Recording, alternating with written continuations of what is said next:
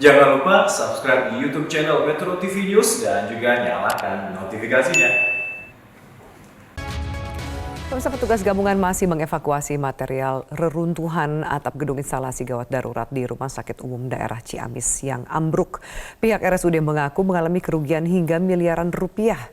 Sementara polisi juga masih melakukan penyelidikan dari penyebab kejadian ini.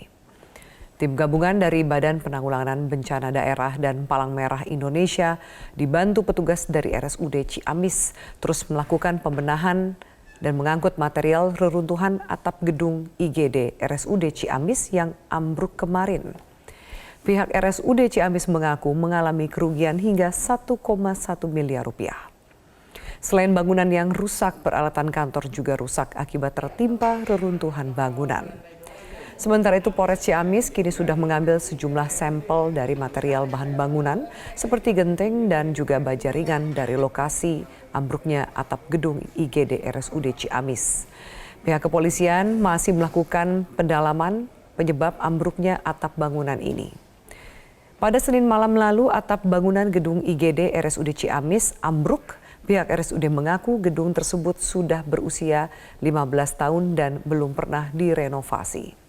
Curah hujan yang tinggi diduga menjadi faktor utama penyebab ambruknya atap.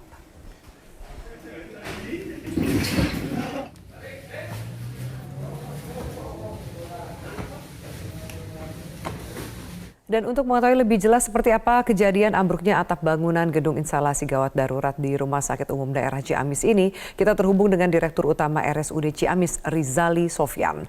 Pak Rizali, selamat sore. Selamat sore, Mbak Afi.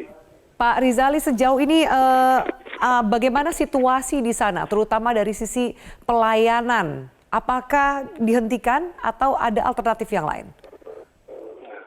Untuk layanan UGD, sewaktu kejadian memang kami tutup hanya satu malam dan paginya sudah kita bisa layani lagi dengan memindahkan ke ruangan sementara di belakang bangunan yang atapnya ambruk itu.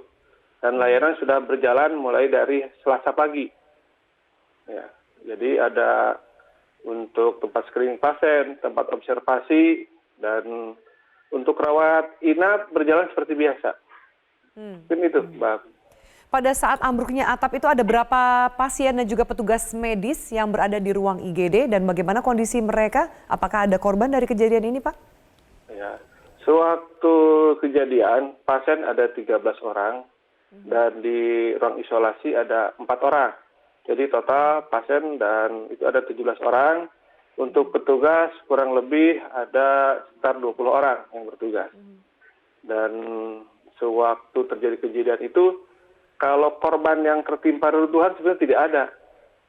Nah, adanya korban itu dikarenakan terjadi kepanikan, sehingga ya terjadi tabrakan atau benturan dengan sesama rekan yang lain. Dan ada 4 orang yang jadi korban sewaktu kejadian itu.